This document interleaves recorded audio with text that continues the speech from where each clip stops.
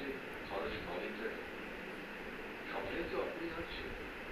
মনের খরচের দিবসে মোমের বাতি জ্বালাচ্ছে কেউ কেউ, তাই নিশীথে আমাদের অপ্রতিম। রাষ্ট্রসংঘের এক পরিসংখ্যান বলছে একজন আমেরিকান প্রতিদিন ব্যবহার করছেন 450 লিটার জল। ফলত বাকি পৃথিবীর দৈনিক বরাদ্দ মাত্র 23.76 লিটার। ভূগর্ভস্থ জলস্তর ক্রমশ নেমে যাচ্ছে। ঘুরে না দাঁড়াতে পারলে আমাদের মতো তৃতীয় বিশ্বের বাসিন্দাদের ভবিতব্য ওই বুক ফাটা পিপাসার আন্ত। এই দেশেরই কোনো অংশের নারীকে দিনে 6 ঘন্টার বেশি ব্যস্ত থাকতে হয় জল সংগ্রহে। মেয়েদেরই দায়িত্ব জল সংগ্রহ এবং জল সংরক্ষণে।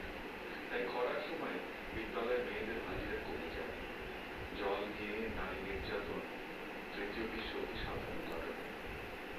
গরিবের জল ছবির এও একটা নিষ্ঠুর